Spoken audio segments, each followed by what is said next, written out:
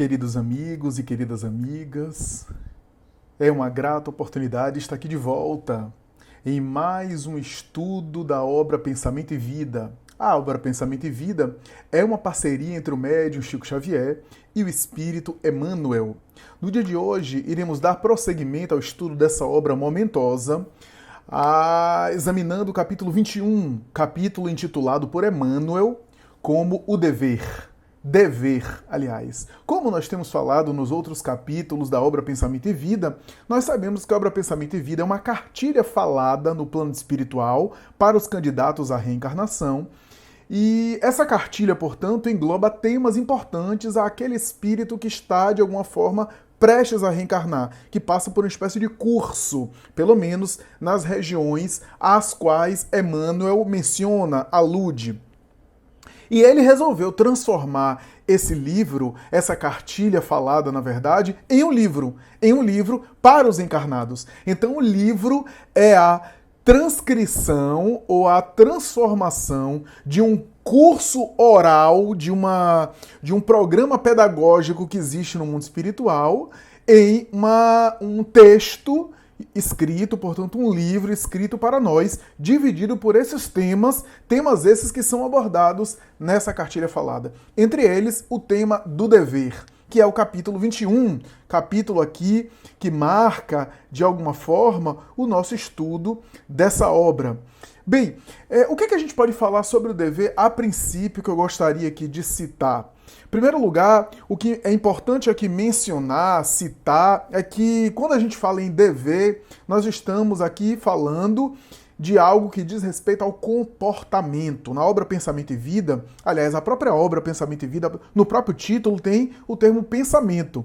Então, dá para entender que essa obra é uma obra que tem um estudo psicológico, que faz um exame, uma avaliação, uma investigação de temas psíquicos, de temas comportamentais, é claro, porque é o cerne da doutrina espírita, mas temas também interiores. Aqui eu estou dividindo, tá? Eu estou dividindo o comportamento como sendo aquela atitude prática, concreta, visível, ou seja, quando eu tomo uma atitude, quando eu faço uma ação, concretizo uma ação, isso é comportamento. É a isso que eu estou chamando de comportamento, tá? Porque na área de psicologia isso varia muito. Mas essa atitude mais concreta, né, quando eu tomo uma atitude exterior, né, quando eu faço alguma coisa que concretizo no mundo material, quando eu tomo alguma atitude que é visível ao outro, isso é que eu estou chamando de comportamento.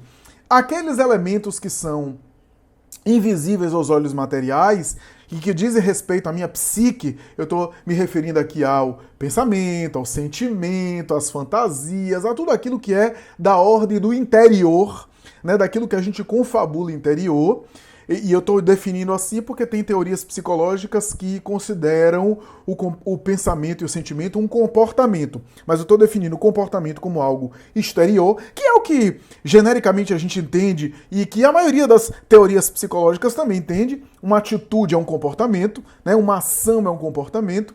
É algo que eu manifesto no mundo material, e aquilo que fica na ordem do meu mental, do meu sentimento, das minhas elucubrações interiores, do meu subjetivo, do meu mundo simbólico, eu estou aqui me referindo ao pensamento. Na obra Pensamento e Vida, Emmanuel utiliza o termo pensamento de uma forma muito mais profunda e abrangente, muito mais complexa. Pensamento não é apenas eu pensar positivo, pensar negativo, escolher pensar positivo. Não. Pensamento é aquilo que eu direciono, mas pensamento tem a ver com reflexos, palavra que ele utiliza muito ao longo da obra. Então, de repente, eu começo a meditar, vem uma imagem, vem uma lembrança. Isso também é pensamento. Eu não escolhi lembrar naquela hora, ou não escolhi ver aquela imagem naquela hora, mas isso também é pensamento. Tem o pensamento que eu escolho, tem o pensamento que vem, tem o pensamento que é inspirado, que é intuído, né? Tem o pensamento que são memórias inconscientes, que são reminiscências, que são de alguma forma conteúdos aí interiores que vêm à tona. Tem pensamentos que não são imagens, porque às vezes a gente pensa por imagem, mas tem pensamentos que não são imagens, são sensações, são desejos, são inclinações. Às vezes há pensamentos que são, na verdade, manifestações fruto de alguma tendência que a gente traz, que a gente nem tem consciência. Então, o termo pensamento é uma palavra única para, muitas vezes, explicar, ou muitas vezes descrever, ou muitas vezes estudar fenômenos variados, fenômenos distintos. Porque é pensamento aquilo que eu penso, escolho, é pensamento aquela imagem que vem na minha cabeça que eu não escolhi, Então, uma série de coisas que Emmanuel aborda na obra Pensamento e Vida. E nessa obra Pensamento e Vida, que eu considero uma das obras que antecipam a coleção psicológica de Joana de Ângeles, a obra Pensamento e Vida é um desses exemplos. É por isso que antes de lançarmos aqui o conteúdo da obra de Joana de Ângeles, estamos estudando de maneira bastante esmiuçada, bastante detalhada a obra Pensamento e Vida, porque antecipa, para a gente ver aí a evolução também do pensamento espírita, do conhecimento espírita. Então, o Pensamento e Vida de Emmanuel já aborda temas que mais tarde Joana vai abordar na obra psicológica, claro que com outro enfoque, claro que com viés diferente, claro que às vezes aprofundando questões técnicas da psicologia, mas aqui Emmanuel já coloca coisas, sem necessariamente teorizar muito, coisas importantes para nós e que são conteúdos, questões que dizem respeito aí à ciência psíquica, às ciências do comportamento. Bom, Emmanuel aborda ao longo da obra muita coisa do mundo interior, das manifestações internas, dos reflexos que a gente irradia para fora, fruto daquilo que a gente cultiva, a atmosfera individual que o ser cria, fruto dos seus hábitos, das suas ações, mas também daquilo que ele alimenta por dentro, e isso irradia. Emmanuel fala sobre tudo isso ao longo da obra. Mas quando ele fala sobre o dever, o tema do dever, seja na obra Pensamento e Vida, seja em outras obras, a gente vai citar aqui o Evangelho segundo o Espiritismo, tem um texto sobre o dever, texto de Lázaro, do Espírito Lázaro. A gente tem Leon Denis, que estuda a questão do dever. A gente tem o próprio Emmanuel na obra Pensamento e Vida e assim por diante. Quando a gente fala de dever, em qualquer dessas obras, e não poderia ser diferente, porque o tema do dever não dá para ser abordado de uma outra forma, a gente está falando de comportamento. Quando a gente fala cumprir um dever, pouco importa o que você esteja sentindo ou pensando. Pouco importa o que você esteja alimentando, é a ação. Então isso é importante a gente restringir aqui, a gente colocar, porque o dever tem a ver com execução de determinadas atitudes, portanto comportamento, independente de como está o seu mundo íntimo, como está vibrando o seu mundo íntimo. Não é que o mundo íntimo não importa, tá? O mundo íntimo importa. Fazer o dever com uma vibração, por exemplo, de resistência, de enfado, ou de não querer estar ali, e fazer o dever com o desejo de fazer o dever, é claro que tem diferença, mas, em ambos os exemplos aqui, o dever foi cumprido. O dever foi executado. E aqui a gente se restringe a falar de comportamento. Se a gente ler o texto de Emmanuel, nós iremos ver que o texto, remetendo ao dever, fala de comportamento. Comportamento. Isso é muito importante aqui a gente frisar. Uma coisa importante que eu gostaria também de mencionar é que o capítulo dever segue uma sequência que às vezes não é muito percebida, que não é muito clara para muita gente, mas que é uma sequência sutil de temas que se encadeiam com capítulos anteriores. Especialmente o capítulo dever, veja como ele remete ao tema do hábito, capítulo passado. O capítulo 20, o capítulo anterior, foi o capítulo que a gente estudou sobre hábito. E por que o dever veio depois? E aí é isso que a gente vai aqui colocar, isso que a gente vai aqui chamar a atenção, que é super interessante, porque o bom dessa obra é a gente examinar a obra no enfoque de Emmanuel. É fácil chegar aqui e ficar falando do dever, de cumprir o dever, que, sei lá, o dever é fazer o bem. Isso a gente tem em outras obras. Mas o que Emmanuel está abordando? Qual é o enfoque emanuelino sobre o dever? O que é que ele está chamando a atenção? O que é que de novo, ou que de original, ou de singular, de específico que ele traz pra gente? É isso que a gente tem que aqui examinar. Bom, esse capítulo tem uma ligação direta com o capítulo do hábito, o capítulo anterior. Todos os capítulos estão conectados, né? Como só ia acontecer em obras nobres, em obras de elevação, em obras de estatura espiritual e, sobretudo, de profundidade cultural. Esse capítulo dever está associado ao capítulo hábito. No capítulo hábito, capítulo anterior, a gente vai ver Emmanuel chamando atenção para o quê? Que o hábito é uma ação condicionada. Olha só, o hábito é o condicionamento de uma ação. Se eu executo uma ação e automatizo essa ação, automatizo de tal forma, essa ação se tornou condicionada, ou seja, se tornou um hábito. Os hábitos são, nas palavras gloriosas do Espírito Joana de Ângeles, os hábitos são uma segunda natureza dentro da própria natureza humana. Ou seja, na natureza humana existe uma segunda natureza. Qual é a segunda natureza da própria natureza humana? Os seus hábitos. Joana estuda ao longo da obra psicológica, né, em algumas obras como Vida, Desafios e Soluções, O Despertar do Espírito, entre outras, os hábitos. Né? E esses hábitos, portanto, são, de alguma forma, atitudes que são condicionadas, como eu falei, que produzem aí esse reflexo. E Emmanuel, no capítulo anterior, hábito, ele vai falar sobre o hábito, e o hábito que foi criado gera reflexos. Reflexo ao redor. E o sujeito irradia a sua atmosfera individual, que é produto desses hábitos, olha só, desses hábitos que foram conquistados, desses hábitos adquiridos. Ou seja, aquilo que eu já conquistei em termos de hábito é aquilo que é a minha média aritmética, digamos assim, a minha média geral, que traduz o meu tônus vibratório, o meu nível psíquico, digamos assim. Ora, mas quando falamos em hábitos, e Joana tem abordagens muito interessantes sobre isso, a gente está falando também de algo mental. Tanto é que quando Joana aborda a questão dos hábitos, ela vai dizer que no fundo, todos os hábitos, ações que foram repetidas até serem automatizadas, até serem produzidas, até serem enraizadas de tal forma que o sujeito já faz de uma maneira automática, de uma maneira condicionada, natural, porque já conquistou aquele hábito. Todos os hábitos de Joana são também hábitos mentais. Olha só, por quê? Porque ao condicionar uma ação, ao internalizar uma ação repetida, ao internalizar uma determinada prática, a ponto de criar um hábito, eu internalizei o quê? Repertório mental, repertório psíquico. A ponto de ter aquilo internamente automatizado. Olha que bonita, a ação que condicionada acabou gerando uma conquista interior no sujeito em termos aí mentais. Então os hábitos são mentais. Em última análise, os hábitos são mentais. Ora, quando falamos em hábitos, nós temos hábitos negativos e hábitos positivos.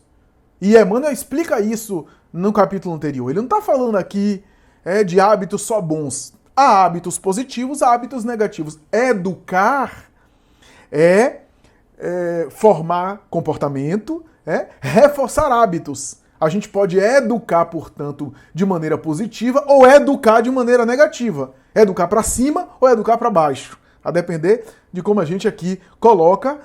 Educar nesse sentido mais geral é produzir hábitos, é fomentar hábitos. Ora, esses hábitos negativos, quando eu condiciono e crio um hábito negativo, mentalmente, internamente, como é que isso é chamado?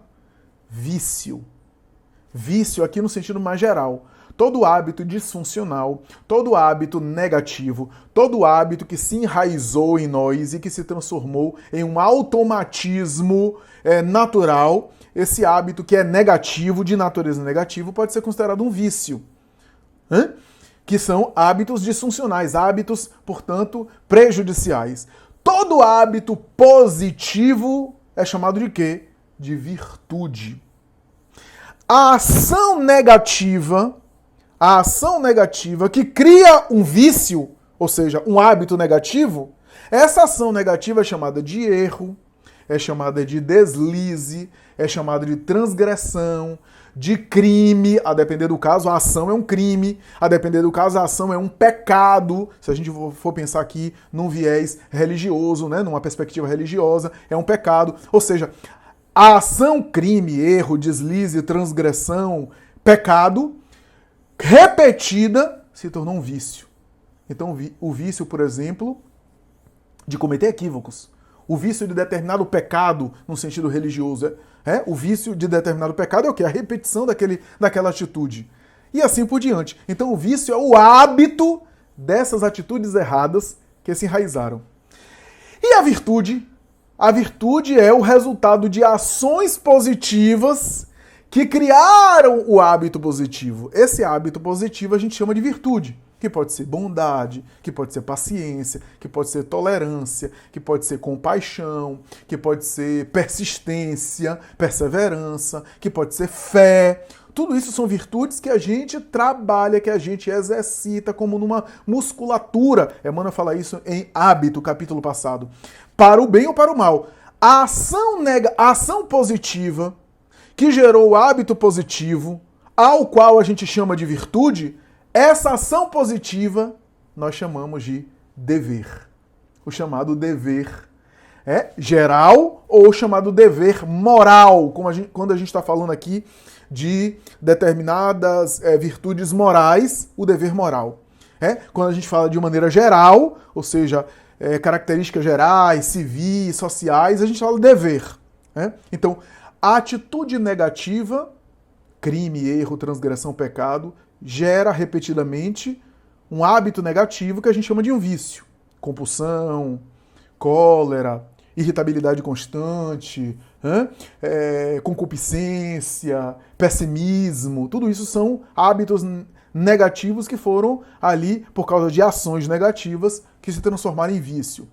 As ações positivas que geram hábitos positivos, que a gente chama de virtude, essas ações positivas a gente chama de dever.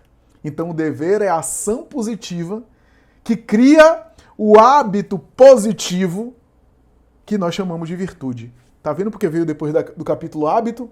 O hábito, o dever. Hábito para falar dos hábitos em geral, positivos e negativos, e o dever para falar da ação que gera o hábito positivo e que, por sua vez, vai constituir as nossas virtudes. Veja como a linha de raciocínio de Emmanuel é de uma perfeição, é de uma lógica, é de uma coerência que às vezes passa despercebido na gente quando a gente examina esses capítulos de uma maneira separada, sem uma perspectiva orgânica, sem uma visão orgânica, a gente não entende, às vezes passa despercebido a intenção do próprio benfeitor espiritual nesse sentido.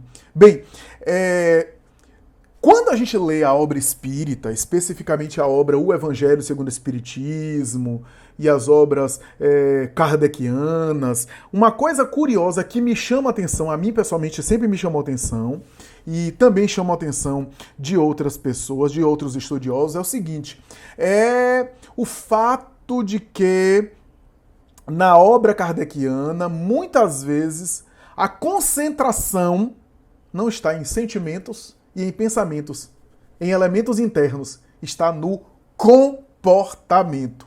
E por que, Flávio? Esse é um brilhantismo que a doutrina espírita trouxe, que às vezes passa despercebido da gente.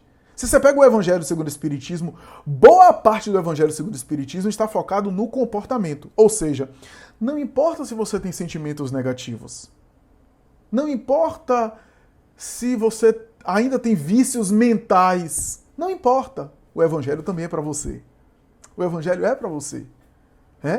Porque é possível você começar a praticar o Evangelho agora, viver o Evangelho agora, mesmo com vícios, mesmo com sentimentos negativos. Porque senão a gente acaba utilizando o sofisma de dizer, eu sou tão imperfeito, tenho tantos sentimentos negativos, antes de fazer o bem, antes de servir ao próximo, antes de operar na obra do bem, eu vou primeiro me trabalhar para ter pensamentos bons, para ter sentimentos bons, para pensar na caridade de uma maneira mais assim, honesta, mais sincera, sem interesse. Aí depois eu vou trabalhar. Não! Esse é um erro. É um erro que muitas vezes foi agasalhado, né? Foi vendido, foi propagandeado por religiosos. Você não vai esperar pureza para agir no bem. Você vai agir no bem para se purificar. É a ação no bem que vai te tornar melhor. É isso que a doutrina espírita, no Evangelho segundo o Espiritismo, nos passa. Quando você abre o Evangelho segundo o Espiritismo, só tem o quê? Perdão, atitude. Caridade, atitude. Indulgência, tolerância, atitude. A ação do bem, caridade com os criminosos, né? Respeitar pai e mãe. Se você pegar ali, resignação diante das provas, são todos atitudes, comportamentos, independente se você por dentro é um ser iluminado ou ainda traz muitos conflitos. Independente disso, o importante é você estar praticando.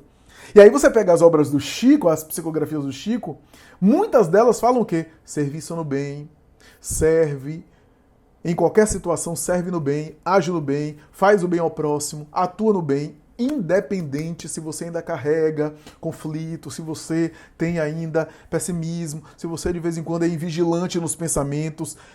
Mas você está dizendo que não importa, assim, no sentido de que não faz diferença na evolução você não trabalhar os pensamentos e sentimentos? Não, não é isso.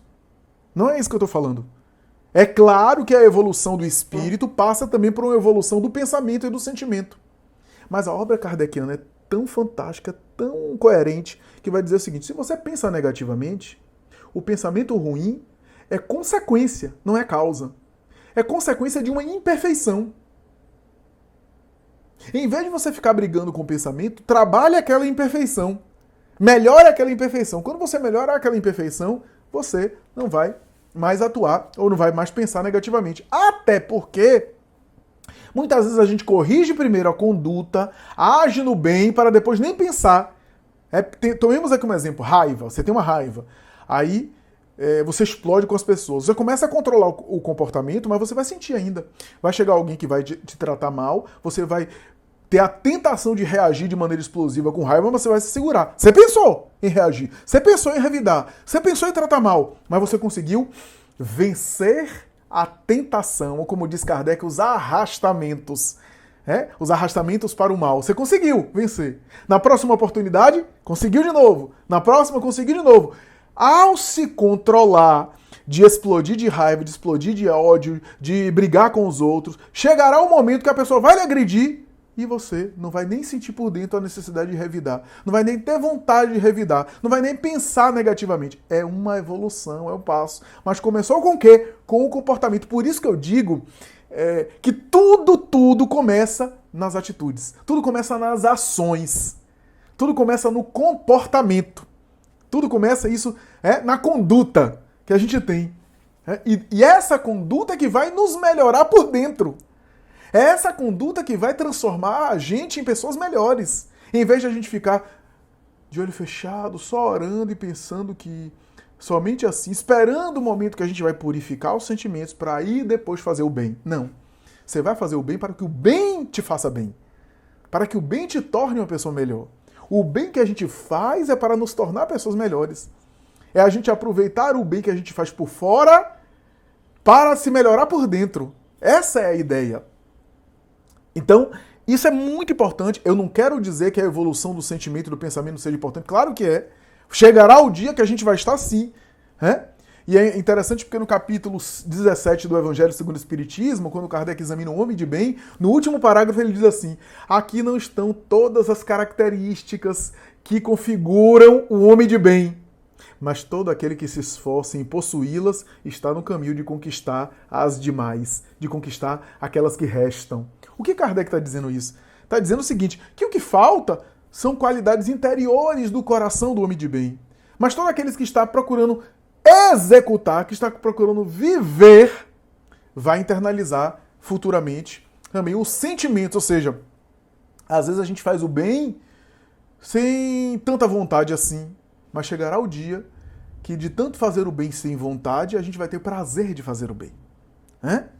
Prazer de fazer o bem. O hábito vai também nos modificar.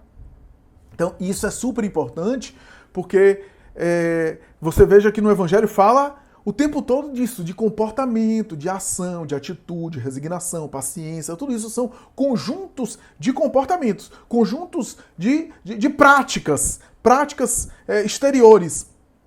Ah, Flávio, você está contrariando o raciocínio de Joana de Ângeles. Joana de Ângeles, em uma das suas obras, diz que tudo começa no pensamento.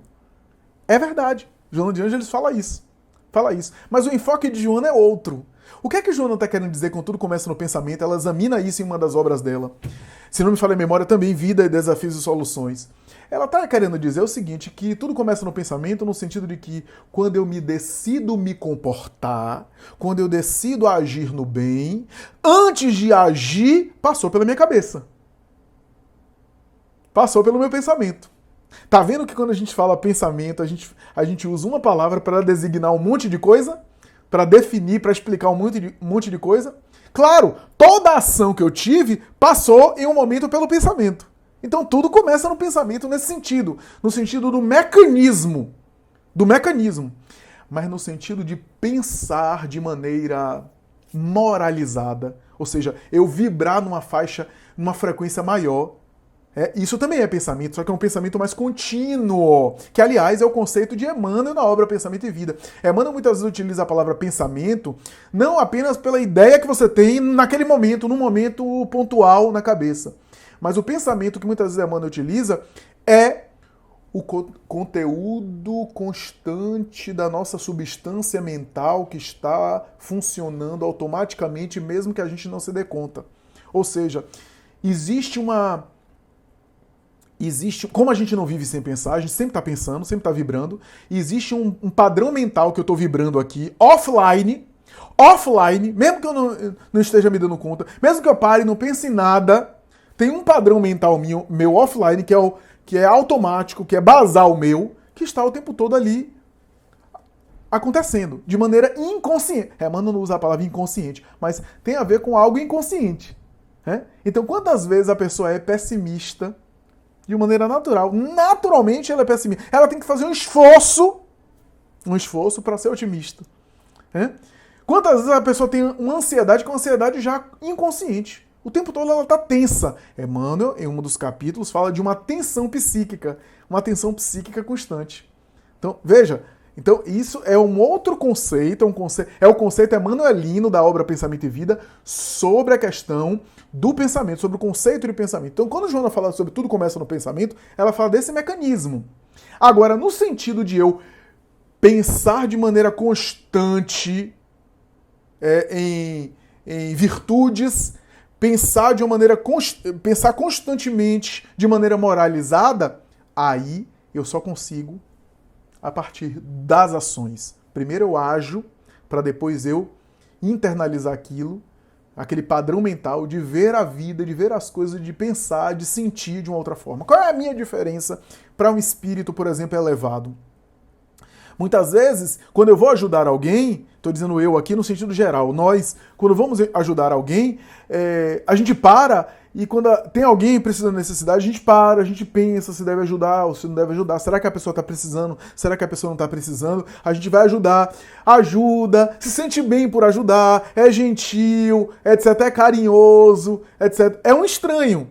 O nosso coração não vibra de uma forma assim, porque é um estranho, mas a gente está fazendo bem, está sendo carinhoso com a pessoa.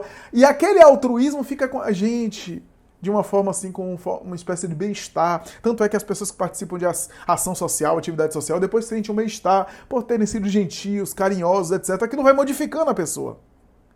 Mas e um espírito superior a mim? Ele olha para aquele sujeito ali e vibra, o coração dele já vibra como se aquele sujeito fosse de sangue dele. Como se fosse filho dele, como se fosse da família dele. Então, a diferença minha para um espírito evoluído, para uma Madre Teresa, por exemplo, para um Chico Xavier, é essa. Nós dois podemos atuar no bem, fazer a mesma coisa? Podemos. Mas ele está vibrando de tal forma que ele está sentindo aquela pessoa como se fosse da família dela, e eu não. Como se fosse um estranho, alguém que eu conheço, mas que eu tenho uma gentileza, que eu presto um serviço ali e que eu manifesto ali carinho. Pode ser que no comportamento nós dois atuemos da mesma forma. Mas aquele que é o espírito já evoluído, que já adquiriu esse hábito da benevolência, da dedicação, da abnegação, ele vibra de uma outra forma. Ele sente de uma outra forma. Ele pulsa de uma outra forma. Então, mas ele pulsa daquela forma porque ele é um privilegiado e foi dado de graça, de mão beijada para ele? Não. Ele um dia já passou por onde eu passei. Ele um dia teve que se esforçar para fazer a caridade, para um dia essa caridade internalizar dentro dele e ele agir de maneira positiva com o próximo, de tal forma que já se torna natural, ele já sente o amor. Ele não apenas precisa manifestar o amor, mas ele já sente o amor. E aí as ações são consequência disso. Então, é isso que eu gostaria de dizer de início, né? A guisa aí de início, de introdução para esse conceito da obra Pensamento e Vida. E aqui eu começo a abordar a questão do dever. Porque o dever tem a ver com ações. Tudo que é dever moral é ações, né? E o dever, a noção de dever tem a ver também com a noção de regras. O que eu devo fazer é porque, de alguma forma, está subordinado a algum tipo de ética, de moral ou de regra. Tudo aquilo que é dever do sujeito, que é dever do indivíduo, é algo que tem a ver com obrigação, que tem a ver com trabalho, que tem a ver com alguma coisa que o indivíduo está, de alguma forma, ele deve fazer, ou seja, é dever dele fazer, ou seja, tem a ver com práticas que ele precisa executar. Né? Então, quando a gente fala em dever de um modo geral, a gente pensa em regras. Regras, os psicólogos, os psicanalistas concluem que todos nós, psiquicamente, temos um psiquismo que buscamos regras. Buscamos regras. Regras, critérios, valores. Podem ser regras estabelecidas socialmente, podem ser regras interiores, critérios e valores que nós estabelecemos, até com o nosso próprio amadurecimento. Pode ser regras aprendidas, por exemplo, no ensino religioso, no ensinamento religioso, que eu entendi aquela regra, aquele dogma, aquele ensinamento e passo a aplicar na minha vida, porque aquilo é uma regra minha. Então, a gente pode citar aqui um monte de coisa. Por exemplo, há deveres que são deveres sociais, que estão subordinados a regras sociais. Você chega no supermercado, tem ali a fila de pessoas que chegaram na sua frente. Você não vai furar uma fila. Não vai passar na frente do carrinho que está na sua frente do sujeito que chegou antes. É uma regra social que você obedece, que você respeita. Então, esse é o tipo de regra. Tem regras de etiqueta, o sentar na mesa, etc. Que são regras que são convenções e que você respeita e que você obedece. Pode haver também deveres no sentido jurídico da palavra, em um aspecto mais assim legal, mais assim jurídico, que é o quê? De alguma forma, o respeito, a obediência, a observância de leis, observância de elementos jurídicos que estabelecem e formatam uma forma de organizar a sociedade. Então, por exemplo, você sabe que é proibido, sei lá, ultrapassar o sinal fechado quando está fechado para você, ou passar de determinada velocidade com o carro, porque senão você recebe o quê? Uma multa de trânsito. Então, aquilo ali é uma lei de trânsito, ou lei civil, e assim por diante você respeita, porque esse é um dever civil, é um dever legal. E o fato de você não conhecer, por exemplo, a lei, não quer dizer que você não deva respeitar, você deve seguir. É um dever, portanto é uma obrigação. Então, todo dever tem a ver com regras. E psicologicamente, dizem os psicanalistas, o ser humano precisa de regras. Nós buscamos regras. As regras estruturam o psiquismo. Pegue uma criança, por exemplo, e não coloque em regras. Não formate ela em regras, para você ver como é que fica. Como a vida fica insuportável e a criança fica indisciplinada. As regras organizam o próprio psiquismo da criança. E por isso todos nós precisamos de regras. Necessitamos desse formato, temos necessidade dessas regras. Então, agora, a depender do dever, se é um dever religioso, se é um dever moral, está subordinado a determinadas regras, a determinada lei, ou a determinados valores, que são valores, pode ser valores coletivos, sociais, valores simbólicos, valores subjetivos. Tem deveres que são deveres que têm a ver com o foro íntimo, com subjetividade, mas que a pessoa se sente no dever. Aí tem a ver com os valores e os critérios que ela tem. Mas o que eu quero dizer com isso é que a psicologia já percebeu que não dá para viver sem valores ou sem regras. Por isso que toda a história da humanidade é o quê? Busca por regras. 10 mandamentos de Moisés, 613 mandamentos da tradição judaica, os livros sagrados da religião. Aliás, o psicólogo Jordan Peterson, psicólogo canadense, examina isso. Tem uma obra dele, tá aqui inclusive, eu estou começando a ler, uma obra dele chamada Mapas de Significado, a Arquitetura da Crença, que ele faz um estudo profundo sobre a questão da crença religiosa. Por que a criatura crê? Por que os seres humanos acreditam? Por que as crenças religiosas sempre existiram ao longo da história da civilização? Nunca houve uma história civilizatória, nunca houve uma cultura, uma nação que não tivesse crenças religiosas. E aí ele se intriga com isso e vai pesquisar qual é a origem disso. Onde é que está essa arquitetura da crença? O que é que está acontecendo, né? O que é que acontece por detrás? Qual é o mecanismo da crença para as pessoas sempre crerem, né? E a gente tem isso. Todos nós acreditamos em algo. Todas as nossas ações, dever, todas as nossas atitudes estão, consciente ou inconscientemente, subordinado a determinados valores, a determinadas crenças. Os teóricos da psicologia cognitivo-comportamental, sobretudo a partir de Aaron Beck e a sua filha Judith Beck, explicam isso muito bem, né? Examinam isso muito bem, dizendo que as nossas atitudes estão de alguma forma subordinadas a esquemas, conceito da psicologia cognitivo-comportamental. Os esquemas são crenças fortes, crenças enraizadas, crenças básicas que fundamentam a nossa ação. Então, mesmo que você não saiba, mesmo que você não perceba, você está agindo, você está atuando subordinado a determinados valores. Valores que você acredita. Valores que podem ser religiosos ou não. Aliás, me lembro da obra de Dostoiévski, né? Mais de uma obra de Dostoiévski, né? Pense aqui, Memórias do Subsolo aborda isso, né? O próprio Crime e Castigo aborda isso, né? Quando Dostoiévski discute a ideia de que se Deus não existe, será que tudo é permitido? Ou seja, a ideia religiosa de haver um Deus criador, de haver algo transcendente a mim, me faz me comportar de uma forma que talvez sem essa ideia religiosa, sem esse valor, tudo seria permitido, a gente faria tudo. Mas a verdade é que o próprio Dostoiévski mostra isso, Memórias do Subsolo é uma obra que mostra muito bem isso, né?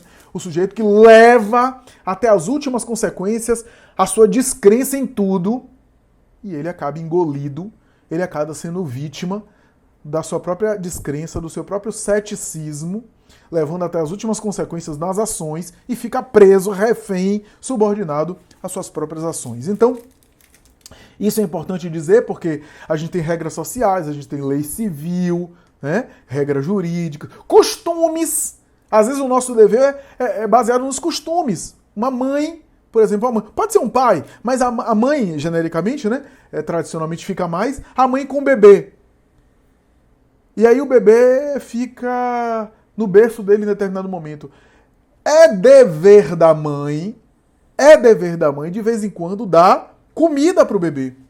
Dar leite, dar comida. Se ela não der comida para o bebê pode morrer. É um dever. É um dever. Subordinado ao quê? Ao que ela sabe. Ela sabe que o bebê pode passar mal e pode morrer se ela não alimentá-lo. Está totalmente dependente dela. Então ela tem que nutri-lo.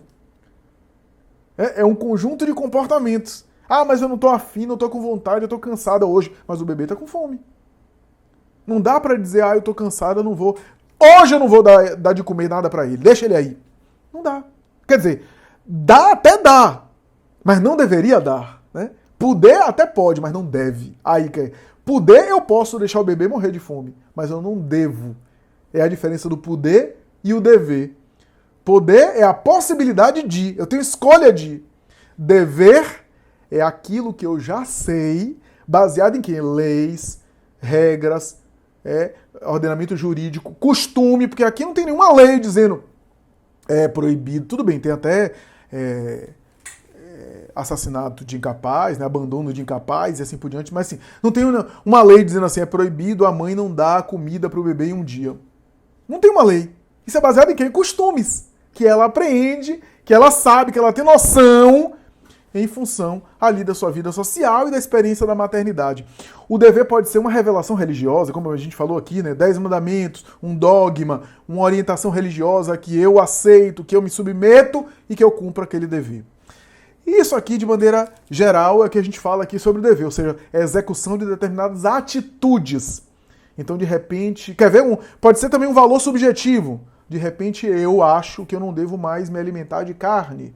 Eu não quero ser mais carnívoro, eu vou ser vegetariano. Então, baseado num conceito pessoal, num valor subjetivo, numa interpretação e numa inferência, eu acho que não devo mais me alimentar de carne animal, eu devo me alimentar disso, daquilo.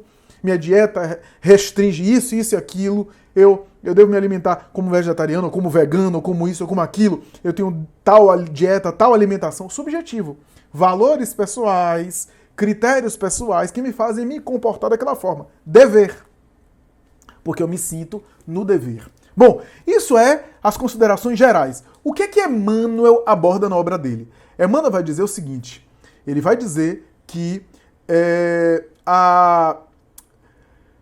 primeiro que Emmanuel faz uma coisa super interessante, ele aborda o dever e ao longo do capítulo pequeno, mas super profundo, ele aborda o capítulo com 3 definições de dever. Ele começa o capítulo com uma definição, no meio do capítulo ele dá uma outra definição para dever, e no final do capítulo ele dá uma terceira definição para dever. No começo do capítulo ele chama o dever de submissão a certos princípios estabelecidos. Submissão a certos princípios estabelecidos. E aí ele vai falar sobre a questão da obediência a determinadas regras, olha o que a gente falou. E aí ele coloca uma coisa super interessante, ele vai dizer que para haver harmonia é necessário se submeter a determinados enquadres. Aí ele fala dos átomos, ele fala de partículas, ele dá exemplo da natureza, no qual há leis ali operando e que os elementos envolvidos estão submetidos a regras, a enquadres, para operar no dever. E aí ele vai falar do valor da disciplina. É super interessante isso, porque, novamente, esse autor que eu citei, Jordan Peterson, numa obra chamada 12 Regras para a Vida, que é uma espécie de livro simplificado do primeiro livro que eu falei, o Mapas do Significado, é uma simplificação para o leigo, para as pessoas em geral, né, para os sujeitos em geral. Afinal de contas, Mapas do Significado é um livro mais denso, mais complexo, mais para profissionais, inclusive, mais específicos para profissionais de psicologia. E nessa obra, Peterson vai dizer do valor das regras, de se submeter às regras e de obedecer às disciplinas para se tornar uma pessoa mais autônoma. A autonomia tem a ver com se submeter às disciplinas. E aí ele exemplifica dizendo, quer ver uma coisa? Você acha que você é livre não respeitando disciplina ou não se submetendo a enquadre nenhum? Você acha que você é livre se você não obedecer a nenhum tipo de regra? Faça isso, experimente fazer isso, que você vai ver como a sua vida vai ser tomada por um vendaval. Não observe, não obedeça a compromissos, não atenda a determinadas regras e você vai ver como sua vida vai ser de um indisciplinado. Seus compromissos, suas obrigações vão cair em cima da sua cabeça. Você vai ser atolado por compromisso. Por exemplo, preste atenção numa pessoa que não obedece a horários. Horários. Não obedece a horários. Não se submete aos horários. Essa pessoa é livre? Tem liberdade? Veja como os compromissos vão cair em cima dela. Ela não assume alguns. Acaba abortando outros, só que esses outros que ela abortou vão prejudicar ela mais tarde lá na frente, vão somar nela, ela acaba ficando limitada, ficando refém, ele explica isso de uma maneira muito bonita, ficando refém dos compromissos que ela não assumiu, que ela quis assim, não respeitar e não obedecer. Só horários, não precisa muita coisa, não obedeça a horários, não se submeta a horários, para você ver se você é livre. Se você fica livre, se você consegue ficar Pelo contrário, a obediência aos horários é que a gente faz com que a gente dê conta dos compromissos e dê autonomia e liberdade pra gente. Olha só, Jordan Peterson explica isso. Em uma das obras de Emmanuel, não me lembro agora qual em uma das obras de Emmanuel, ele vai falar, só é livre quem aprendeu a obedecer. Eu confesso que fiquei anos tentando entender essa frase. E só agora eu entendo. Aí Emmanuel começa o capítulo definindo o dever como submissão a certos princípios estabelecidos. Ele diz isso. Submissão a certos princípios estabelecidos como leis pela sabedoria divina para o desenvolvimento de nossas faculdades. Ou seja, o dever tem o objetivo de desenvolver as nossas potencialidades. Então, quem não tem disciplina, diz Emmanuel, não vive em segurança. Porque vai acabar ameaçando a própria segurança. E quem não tem segurança, tem liberdade? Quem está vulnerável a ameaças, quem está em insegurança, tem liberdade? Não tem. Olha só. Então, É isso que Emmanuel cita. Então, primeiro definição dele de dever é submissão a certos princípios estabelecidos. E aí ele fala sobre a obediência, sobre a sobre a obediência, sobre a disciplina. Ou seja, em qualquer situação, o dever tem a ver com a obediência. Eu lembro de Lázaro, né? A obediência é o consentimento da razão, né? Ou seja, eu me submeto a algo que eu compreendo racionalmente que eu devo me submeter. Então, eu respeito os horários, eu respeito determinadas regras, né? Eu atendo determinados compromissos, eu cumpro com determinados deveres. Se é dever de civil, dever de cidadão é pagar o imposto, sei lá, assumir determinados encargos, né? Honrar com os compromissos que eu estabeleci. Essa é a primeira definição de dever. A segunda definição de dever, no meio do capítulo, Emmanuel volta e diz assim: podemos simbolizar o dever como a faixa de ação no bem que o Supremo nos traça a responsabilidade. Olha só. Primeira definição de dever é submissão a certos princípios. A segunda definição de dever o dever é a faixa de ação no bem. Olha só que esse já é o dever moral. A faixa de ação no bem que o Supremo nos traça a responsabilidade. O que é que isso quer dizer? Quer dizer o seguinte: dentro do meu nível de consciência, eu já conheço algumas coisas. Eu consigo fazer tudo aquilo que o Espírito Perfeito faz? Não, porque eu não tenho a consciência dele. Eu não tenho o nível de consciência dele. Eu não consigo ainda compreender tudo que o Espírito Superior, o Espírito Puro faz. Da mesma forma que o homem das cavernas, o homem primitivo, não compreende tudo que eu compreendo. E o dever é uma ação, é uma execução de compromissos que eu entendo as regras, que eu entendo os valores, que eu entendo os princípios estabelecidos. O que significa dizer que para a execução do dever, primeiro houve o discernimento, a compreensão aqui racional. Então, eu consigo atuar como espírito puro? Não. Eu consigo me comportar como se fosse um Cristo, como se fosse um espírito já crístico? Não, de maneira nenhuma. Mas dentro do meu nível de consciência, o que é que eu já sei que é certo e que é errado? Qual é o meu discernimento a respeito do ético e o do não ético? Dentro dessa faixa de ação, o que é que eu já sei que é bom? O que é que eu já sei que é positivo? Aquilo que eu já sei, que eu já tenho consciência, aquilo que eu já tenho condição, eu já posso praticar. Eu já posso executar. Eu já posso colocar em prática. Isso é super interessante. E é nesse sentido que ele mais tarde volta à questão do dever para fazer uma outra definição que tem a ver com essa segunda, onde ele diz que o dever é a região moral de serviço em que somos constantemente alertados pela consciência. Região moral de serviço, faixa de ação no bem.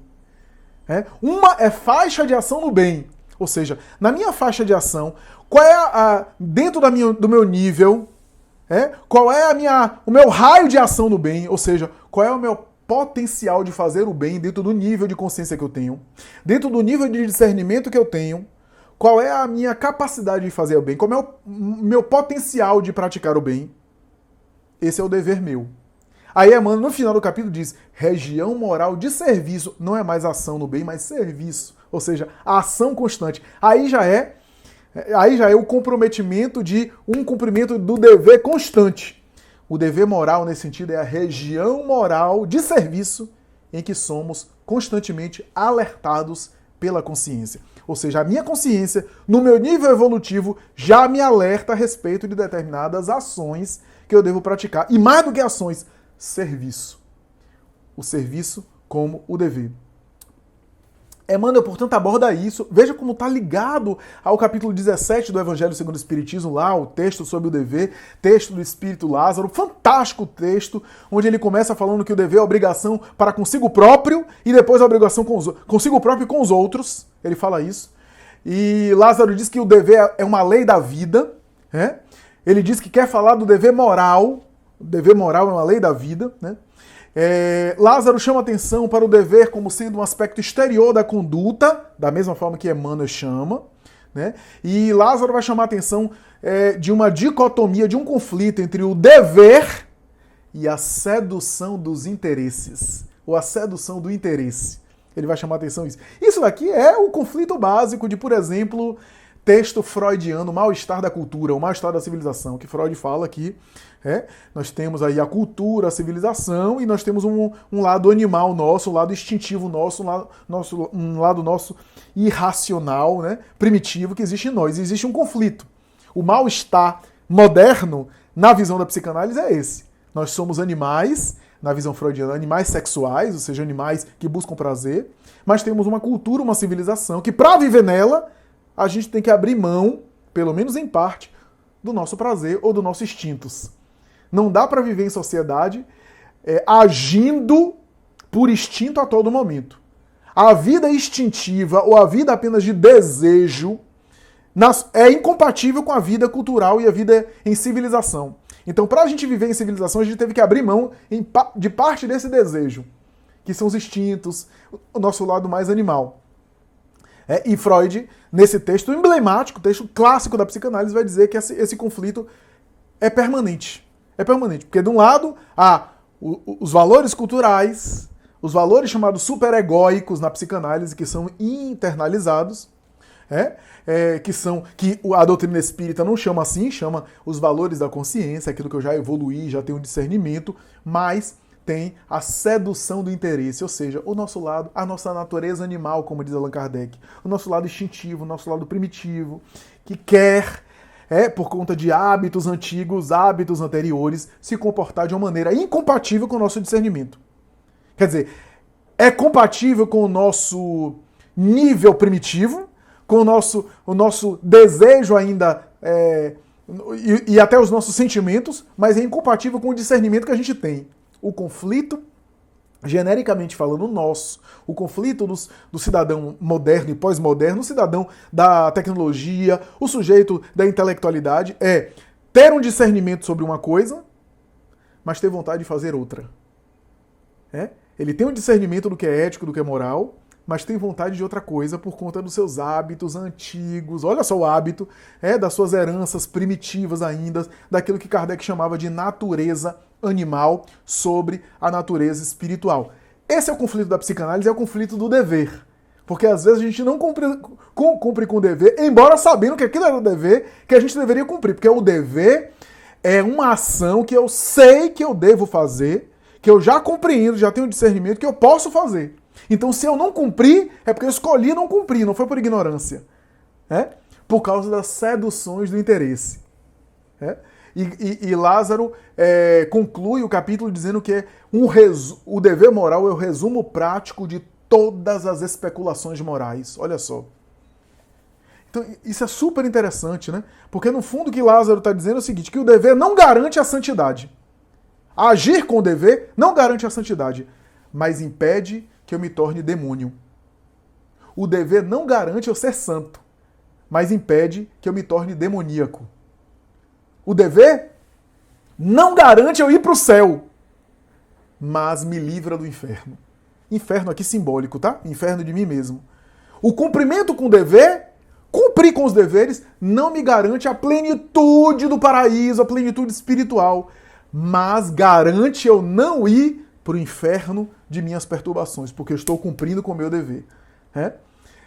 A obediência ao dever, como eu falei aqui, dá liberdade, porque a indisciplina é uma prisão.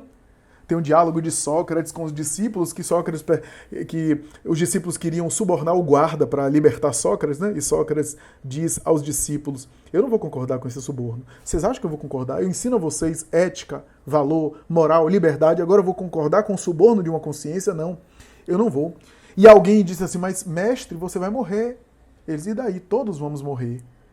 Todos estamos condenados à morte, não apenas eu. Críton, um dos discípulos, Sócrates diz assim, Críton, observa aqui, eu não estou preso. Essa prisão é apenas limite físico, mas eu sou livre, porque aonde vai o meu pensamento, aí vou eu. Presos estão aqueles que estão encarcerados nos seus vícios, porque aonde vão eles têm que carregar os vícios deles, são refém dos vícios. E quem tem vícios, quem tem perturbações, não consegue dizer não aos vícios. Não consegue dizer não para si mesmo.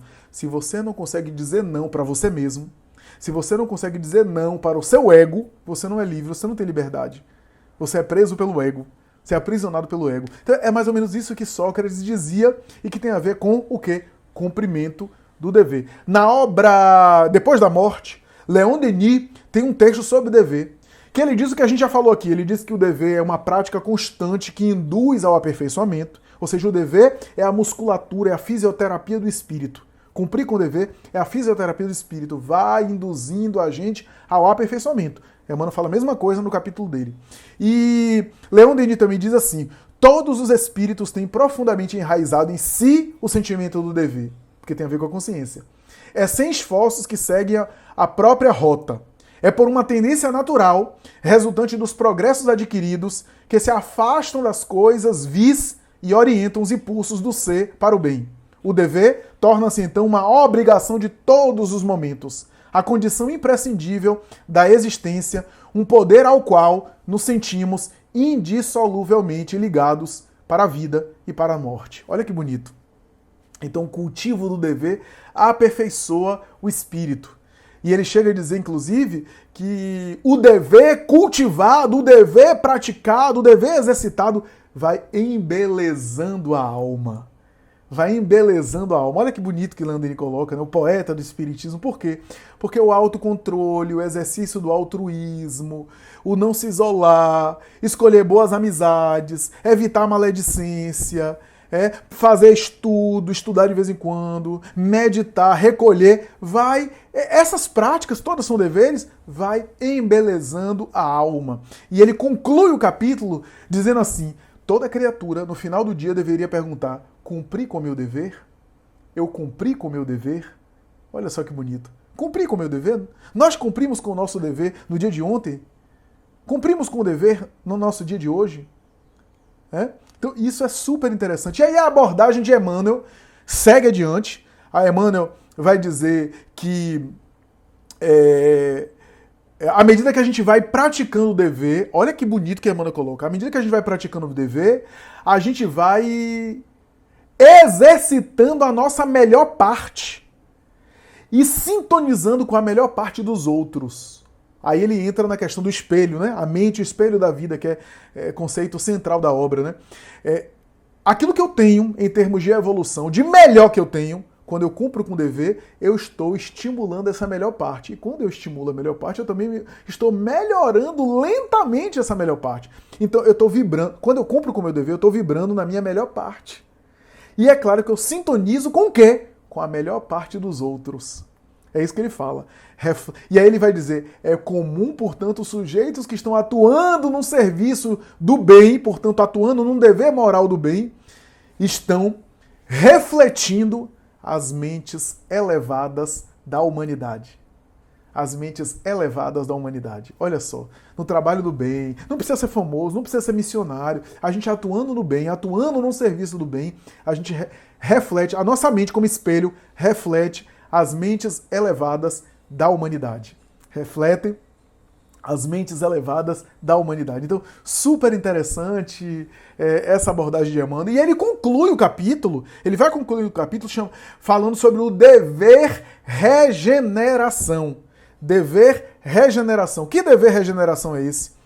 E aí ele vai explicar que dever regeneração é esse. Ele vai dizer o seguinte, que quando nós não cumprimos com o dever, repitamos, cumprir com o dever aqui é atuar de tal forma que eu ajo de conformidade com o discernimento que eu tenho.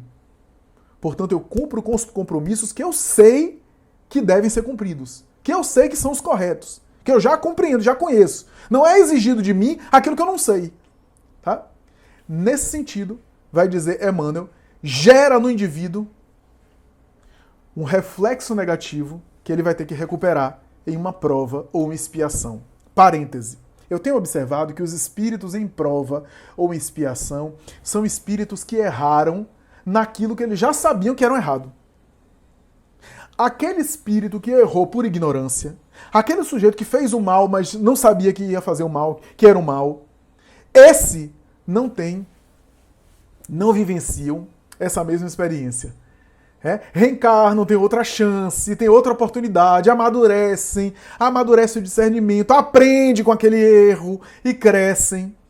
Mas os espíritos que voltam em prova ou expiação, eu estava lendo recentemente o livro de autismo de Hermínio de Miranda, mais uma vez eu estou lendo o livro dele, e ele falando que boa parte dos autistas são espíritos muito inteligentes, porque são espíritos que se comprometeram na área da inteligência, que muitas vezes utilizaram de maneira inadequada a inteligência e voltam com o cognitivo alterado, um pouco alterado, com a interação social um pouco comprometida por conta do psiquismo deles. O psiquismo vem limitado em função da culpa que carregam no inconsciente, e essa culpa se manifesta na encarnação em retração, em inibição psíquica, e comprometimento da interação. E aí Hermínio vai dizer, mas não podia ser diferente. Os espíritos que erraram na inteligência tinham que ser muito inteligentes. Porque se você não é muito inteligente, você não consegue fazer um mal assim em grande escala. Para você fazer um mal de grande escala, você tinha que ser muito inteligente. E aí você volta com a inteligência bloqueada, com a inteligência limitada, com a inteligência obstruída. Você perdeu a inteligência? Não, o espírito ali é inteligente. Mas não manifesta no corpo por conta da limitação da inteligência. Allan Kardec, na sua época, evocou espíritos encarnados de idiotas e cretinos. Parêntese. A idiotia era o termo que era usado na psiquiatria da época para designar os retardos, as deficiências intelectuais, os comprometimentos cognitivos e motores, que era chamado retardo mental também, e era chamado na época idiotia. E o cretinismo, ou os cretinos, são, na verdade, um transtorno, na verdade, em função de glândulas, especialmente a tireoide, glândulas endócrinas, que não produziram os hormônios do desenvolvimento, que teve alguma alteração, e o indivíduo experimentou raquitismo e também atraso cognitivo e intelectual. Então, Emmanuel vai falar sobre isso. Emmanuel vai falar, muitas vezes, quando nós não cumprimos o dever, nós voltamos. Por exemplo, aquela esposa de ontem que a gente abandonou no altar, traiu por outra, dilacerou os sentimentos dela em função da nossa conduta inadequada, da nossa conduta infiel, recebemos-la de volta na condição de esposa novamente, uma esposa que é incompreensiva, uma esposa que tem ciúme patológico, uma esposa que não nos respeita.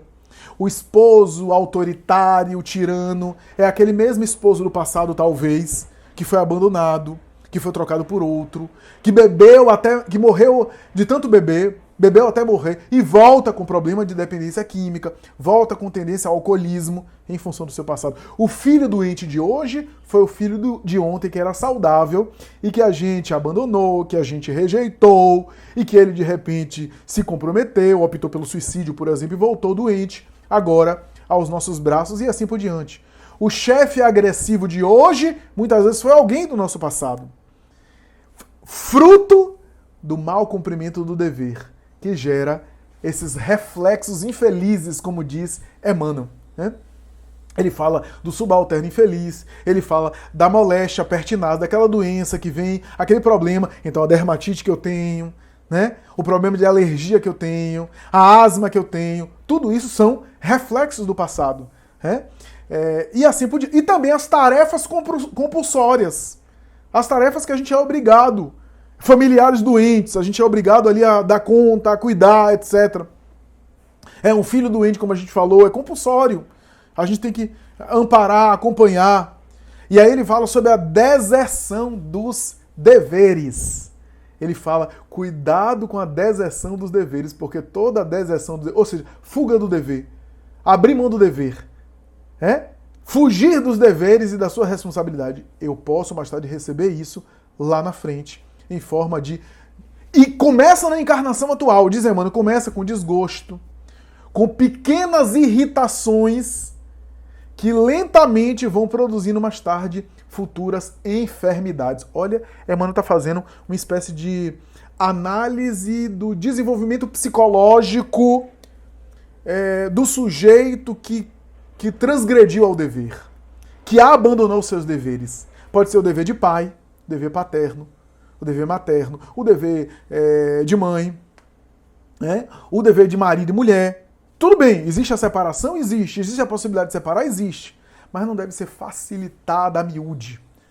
Eu não estou convencido de que necessariamente uma cultura que estimula as relações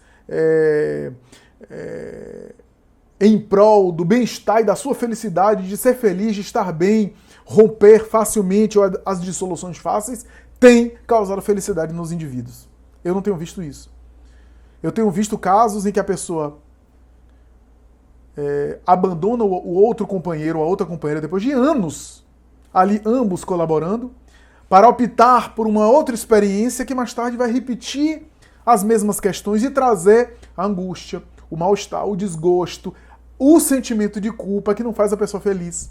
Conheço vários casos clássicos, por exemplo, vou citar aqui um clichê, aquele homem que está casado com aquela mulher 30, 40 anos, e aí quando chega lá em idade lá avançada, imagine vocês, ambos na mesma idade, e aí o homem, é mais comum, a mulher também pode fazer isso, mas o homem é mais comum isso, o homem simplesmente quer separar, pede a separação, né, porque se apaixonou por uma menina de 20. Ele tem direito a isso? Claro que tem. Tem direito em termos de liberdade. Mas o que eu tenho visto muitas vezes são histórias em que a pessoa mais tarde vai para esse relacionamento, mas não vai bem, com o mal-estar da experiência anterior. É claro que tem exceções. É claro que há exceções. Mas eu estou falando de, genericamente, conheço 2 casos, por exemplo, que o sujeito depois não foi feliz, começou a beber muito, para anestesiar a consciência de culpa, para dar conta do mal-estar que tinha.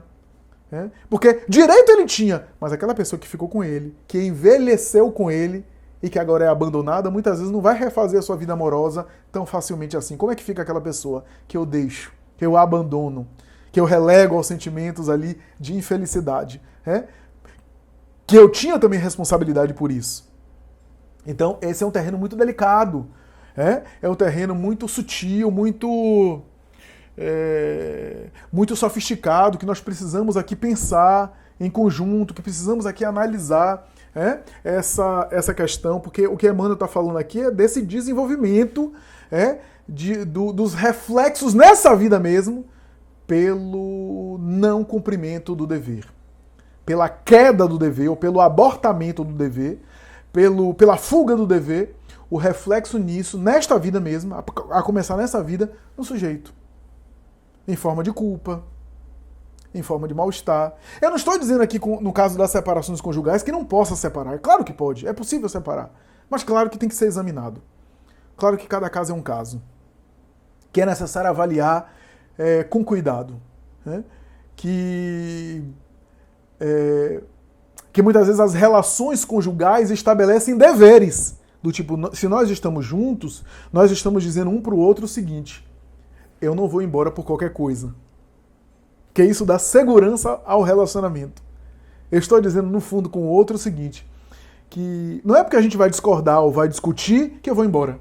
Já pensou se uma esposa ou um marido ficasse com medo de falar qualquer coisa, falar até o que pensa, falar até o time de futebol que torce, ou o partido político que defende, porque o outro pode não gostar e pode ameaçar ir embora por causa disso? Então, a relação conjugal é também um acordo de dizer a nossa tolerância é maior porque temos deveres em conjunto. A nossa tolerância tem que ser maior para a gente dar conta desse empreendimento juntos. Nós não vamos embora por qualquer coisa. E a nossa tolerância tem que ser maior para a gente poder lidar um com o outro e para a gente conseguir, inclusive, lidar com as nossas diferenças. Porque na intimidade vai haver mais atrito, e para a gente poder lidar com isso, a nossa tolerância tem que ser maior. Então, isso também é um exemplo ali. E a Emmanuel vai falar, começa nos pequenos desgostos da vida atual, as pequenas irritações, o sujeito começa a ficar mais irritado naturalmente, e vai mais tarde, se ele não modificar a conduta, se ele não alterar o seu comportamento, vai sendo cultivada essas irritações, produzir futuras enfermidades. Para concluir, gostaria de citar só algumas coisas. Por exemplo, Emmanuel tem uma frase que ele diz assim: o amor sublime Ele está falando aqui do amor espiritual, tá? O amor espiritual, o amor sublime, o amor cristão, o amor renúncia. Ele vai dizer a caridade, que é esse amor elevado, ele vai dizer o amor sublime começa onde o dever acaba. Então, quando você cumprir o seu dever, aí começa o amor renúncia, o amor sublime. Né? Então isso é muito bonito de Emmanuel. A outra coisa que eu queria citar é o apóstolo Paulo. Né? Paulo, que era um antigo perseguidor, a obra Paulo Estevão fala isso muito bem, e se tornou o mártir, o apóstolo que foi. Muitas vezes ali, insistindo no bem, cumprindo com o dever. Muitas vezes com um homem velho gritando. Ele tinha ainda o temperamento no passado que de vez em quando via à tona. E em Coríntios tem uma frase dele que ele diz assim, eu não me lembro aqui o capítulo, mas ele diz assim: anunciar o evangelho é um dever, é uma obrigação. E ai de mim se não cumprir o meu dever. E ai de mim se não cumprir. Quer dizer, o espírito daquele, ele chegou no nível que ele achava que evangelizar, que anunciar o evangelho, que sair pelo mundo falando do evangelho, era um dever dele. E ai de mim se não cumprir a minha obrigação, se não cumprir o meu dever. Está lá na Epístola aos Coríntios, né? Na obra Paulo Estevão, no final da vida, olha só, no final da vida, Paulo trata muito dessa questão do dever. No final da vida, quando o soldado leva ele para ser decapitado por ordem de Nero, soldado romano, leva a regiões longínquas para ele ser decapitado, ele ajoelha-se, estava algemado, bota as mãos para trás, ajoelha-se, o soldado com uma espada, um machado, para cortar, para decepar a cabeça.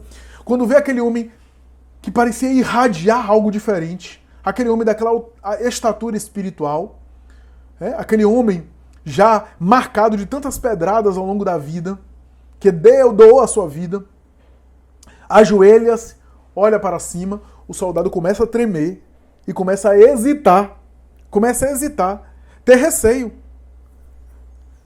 E o apóstolo Paulo diz para ele: soldado, cumpre com teu dever, porque eu já cumpri com o meu.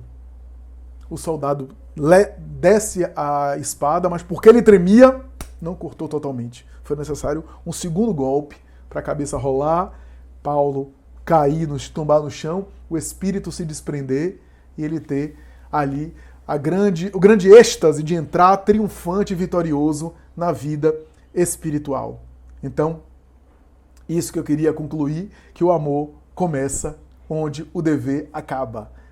Isso é super interessante porque amor vai ser um tema futuro que a gente vai abordar na obra Pensamento e Vida. Se não me falha a memória, o último tema da autoria, da produção de Emmanuel. É isso mesmo, acabei de conferir. Amor é o último capítulo. Então, o amor começa onde o dever acaba. É isso, meus amigos. Esse é o capítulo 21 da obra Pensamento e Vida, obra que é uma parceria entre o Espírito Emmanuel e o médium Chico Xavier. Capítulo 21, portanto, chamado O Dever. Espero que vocês tenham gostado e até a próxima, se Deus quiser. Muita paz.